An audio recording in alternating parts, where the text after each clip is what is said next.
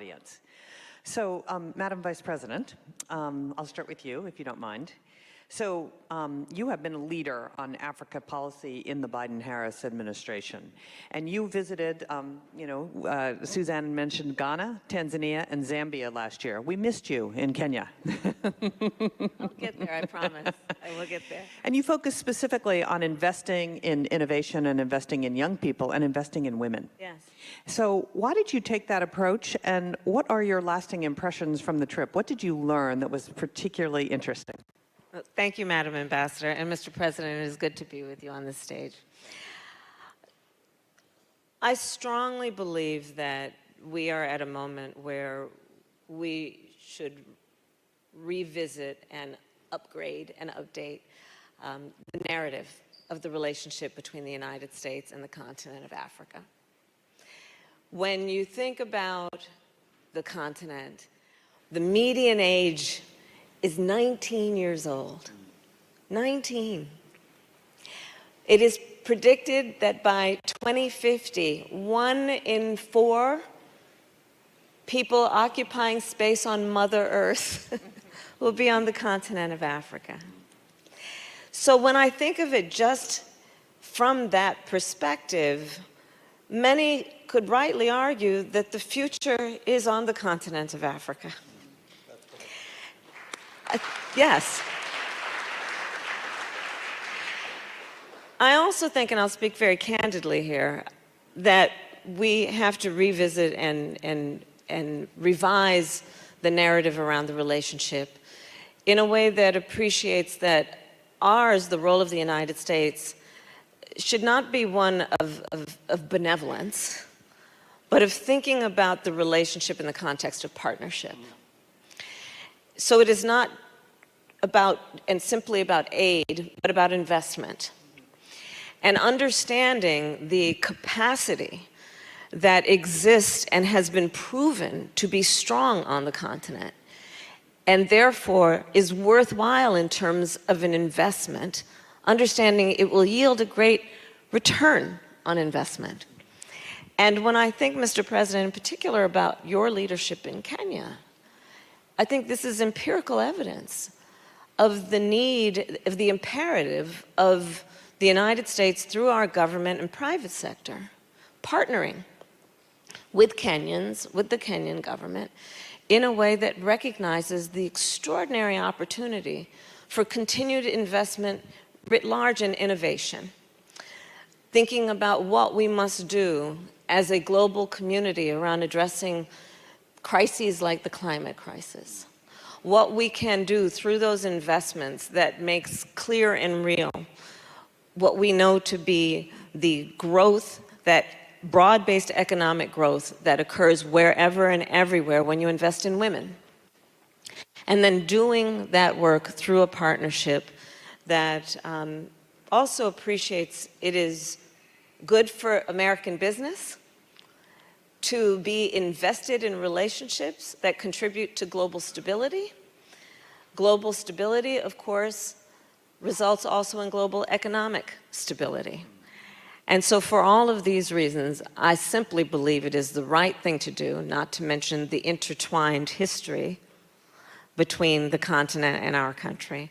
But also, if we are going to be at all forward-thinking, it is an imperative. Frankly, as Vice President, I say this as a devout public servant. Sadly, often our strategy around foreign policy is based on the crisis of the moment. And part of how I think about the future and the imperative of the relationship with African nations is based on a vision that public policy be formed and implemented now based on a vision for the next 10, 20, and 50 years. And again, that all brings me back to the continent of Africa and Kenya as an example of a vibrant partnership. Great, thank you very much. The doing things before you have a crisis is a lot easier than waiting until afterwards. Yes. Mr. President, you have been a tremendous champion for tech and innovation in Kenya and its ability to spur economic development and promote opportunity. So and also, by the way, advancing gender equality and inclusion.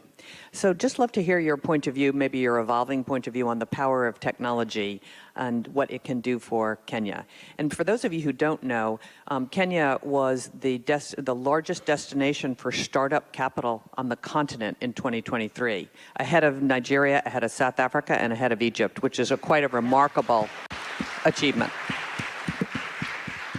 Thank you very much, and thank you very much, Vice President Kamala Harris, for finding time to engage with us in this very important American Chamber of Commerce Kenya meeting. Speaking about technology and speaking about opportunities in the technology space, three things come to my mind. Technology is the facility, is the instrument that we can use to leapfrog Africa from where we are to the next, to catch up, if I may, with the rest of the world. We have the youngest population. That young population is tech hungry. Yeah. That young population, we have the opportunity to shape it in the direction in which we think it should. And that is why a country like Kenya, we are investing 30% of our budget in education, training, knowledge, skills. We are investing $5 billion every year. And I said earlier, it's money we believe is an investment, because if there is a single most important asset that we have is our human capital. And as my sister Kamala said, we are looking at the continent that will have a quarter of the world's population by 2050. 40% of the world's workforce will be from the African continent. Therefore, it is not only about labor, and therefore you need the correct quality of labor. It is also about market. Yeah. The biggest market ever will exist in the African continent. And therefore, technology is the biggest enabler, the biggest multiplier of what can be done. And I see it every day. For example, M-Pesa took Kenya from a banking ratio of, I think, about 20% and tripled it, you know, just using technology. Many more Kenyans, including my mother, who has not been to school, she operates M-Pesa. Yeah. She knows how to do it, right. You know. So that's what happens to many people in Kenya. So we look at technology as an enabler and as a mechanism through which we can use the biggest resource we have in our young people, and we can also use it to better deliver agriculture, health, education,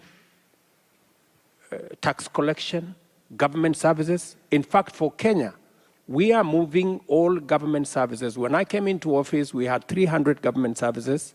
We've now moved 17,000 government services on the digital platform, because that is where the future is. That's how we can be able to efficiently deliver government services, cost-effectively deliver government services, accountably deliver government services. So accountability, efficiency, efficacy, the technology enables us to do all that much more efficiently. Therefore, Madam Kamala Harris, you're focused in the right direction on technology, digital space, young people, women.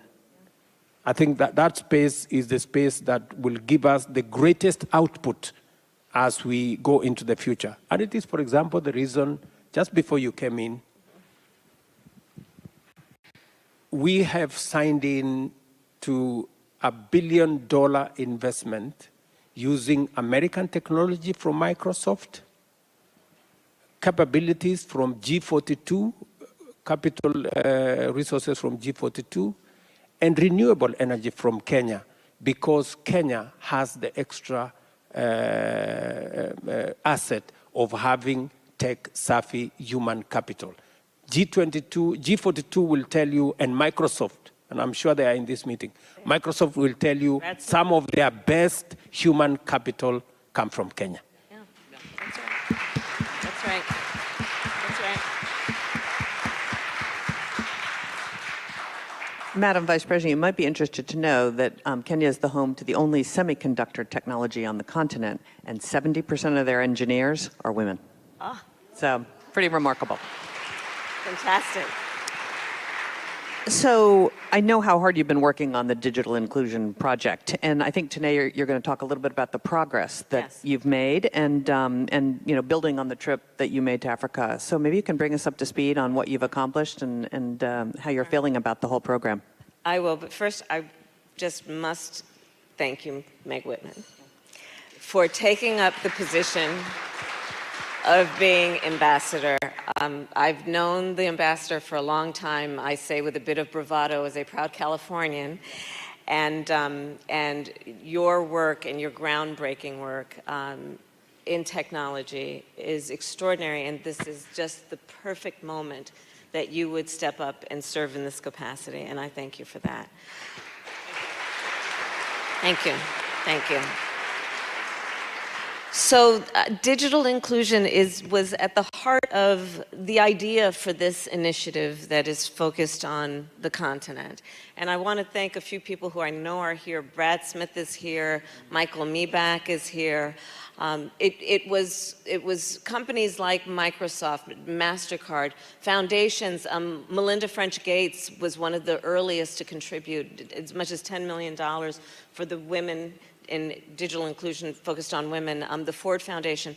And so essentially, this is how it all happened, is a simplified version. I got on the phone and I called a bunch of people.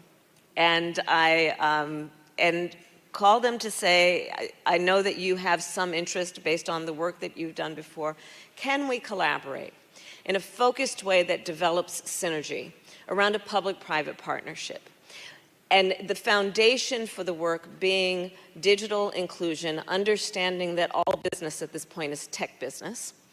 And any business, any economy that is going to grow, much less be sustainable between now and the future, must integrate and adapt and adopt technology in an institutional way.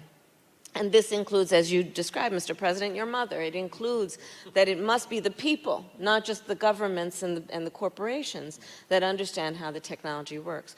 Another piece of the focus was something I've long believed, many of us do. If we are focused on strengthening economies, one of the smartest ways to do that is to invest in women. The reality is that when you improve the economic condition, when you improve the economic condition of women, you improve the economic condition of families, communities, and all of society benefits. So a lot of the work then, in terms of the initial design, was to think of it that way. It was also to layer upon the initiative, what are the current crises that we must address in a way that we see opportunity for economic growth, the climate crisis being an obvious one. The climate crisis having a direct impact on agricultural economies. And knowing then that we are developing the most extraordinary smart technology to help farmers. And when they have access to technology, when they are able to get online, the services that are available will help them with crop management, will help them determine what crop they should plant this season based on satellite technology which can predict the weather for that period of time, so they are not bound by tradition. Technology which helps farmers determine whether there is too much water in drought conditions that are being used on a specific plant, too much fertilizer, which we know has an impact on the climate. All of this is facilitated, these traditions, these traditional ways of either growing or not growing economies can be facilitated, like you said, Mr. President, when we look at the issue of digital inclusion.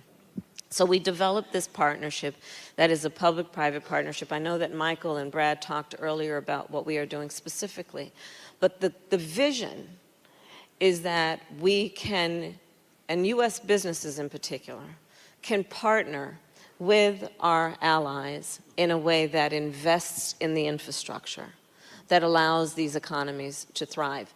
I will also say I'm a big believer in public-private partnerships for two main reasons. One, we as government, we have the scale. We have the ability to scale. But truly, the private sector has the depth of skill and expertise often.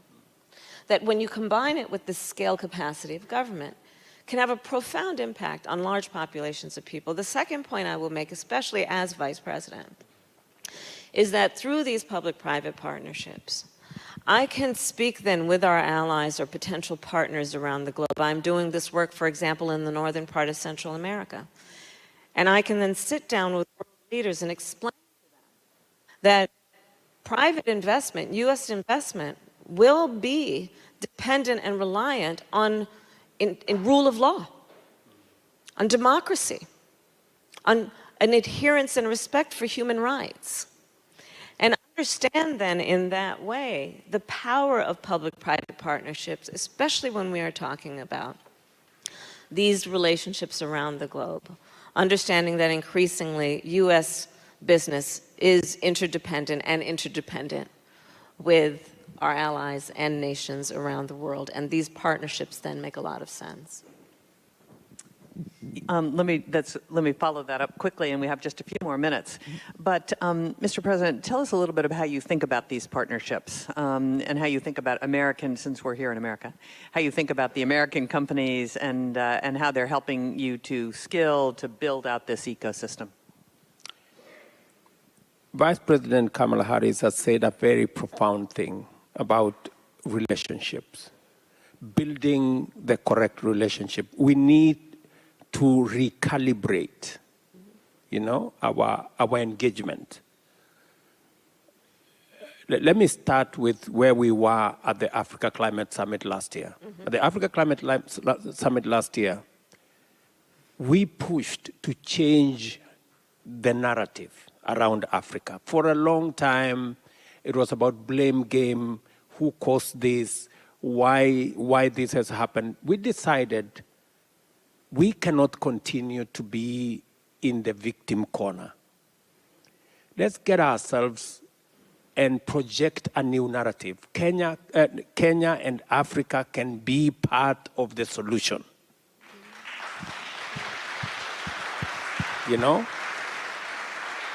And for a moment, it looked strange because people were wondering, we thought we were victims of climate change. We thought we didn't cause it. Africa caused only 4%. How can we be part of the solution? We're saying we have the largest resources of renewable energy. We have the youngest population. We have 60% of the world's arable land, which we can use smart agriculture. We have the natural carbon sinks. We have the largest minerals that are even necessary for energy transition. Why is a rich continent in a corner looking weak and defeated and a victim? So we decided to change the narrative. And for the first time, we had a different conversation. We are discussing, since we have tremendous potential, how do we move this to opportunity and to investment? Yeah. That is the conversation. So that's point number one. And we must have it both ways. We have some work to do on our side. Our partners, like the U.S., have some work to do. Aid will not get us anywhere. Extracting raw materials from Africa will not get us anywhere. So it's balanced. We must stop the extraction, but we must also think outside aid. And the place to think is about investment. And when you are thinking investment, you must think about how to bring both public and private investment. And that is why private-public engagement is ultimate. That's right. It is necessary. That's right. I'll give you examples. We have the most modern expressway in Nairobi. It wasn't built using government money. It was built using private sector money in a PPP framework. it's working. I am now doing a PPP framework to transmit for energy transmission. We're doing the first 5 transmission lines in Kenya. Why should government invest money in a transmission line when we can only pay a willing charge for somebody in the private sector who can invest their money? We are looking at how we can also do it with the airport, how we can do it with the ports, how we can do it with the rest. So that way, we can bring huge investment money into our economies without necessarily contracting debt or looking for aid. Let me give a perfect example today here. We just signed an investment of $1 billion. You know, it would take me ages to get $1 billion from any government, including the American government. It would take us that long, too. You know, it would take me ages. But the private sector can do it. They will bring the $1 billion because it makes business sense to them. That's right. You know, they are investing, they will make money. We will use our geothermal, we will employ our young people, they will pay taxes, everybody will win, they will make profits. So it is win-win. So we must also, as governments, as Africa, we must make ourselves investment ready. So that by eliminating barriers, eliminating roadblocks, making it easy for those who want to invest in our corner to do so. And that is why, one more thing, that is why we are having an engagement to make sure that Africa is not unfairly profiled as a risky continent, and thereby making investors, you know? And it is the reason why I was having a very robust engagement with President Biden, and I must thank him profusely because he agreed with me that we need a reform of the international financial architecture so that we make it fairer, so that all countries, all continents can access finances without unnecessary profiling and without making them pay more than they should. So, believe you me, I think we are having the right conversation. I think we are having the right conversation. And conversation around having a level playing field so that both public and especially the private sector can do what they do best, and government can facilitate and do what we can do best. Well, thank you very much. It is my responsibility. It's my responsibility to get Madam Vice President to her lunch that she is hosting. But I want to commend your leadership on this subject. Thank you for what you do for Africa. And if you want to just say one last word, we really, a round of applause for the Vice President. She's done a remarkable, remarkable job. Thank you. I will emphasize the point that President Ruto made. The capacity that we have in public-private partnership is being illustrated around our focus on the continent of Africa. And let it be an example as we think about future-forward policy.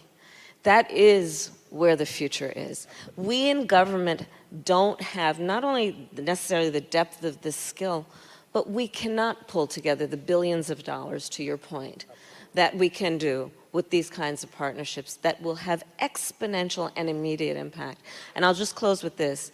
President Ruto, I think that your trip and your visit, this state visit, history will show an inflection point in how we are revising and upgrading the narrative of the relationship between the United States and the continent of Africa. And I thank you for that. Thank you.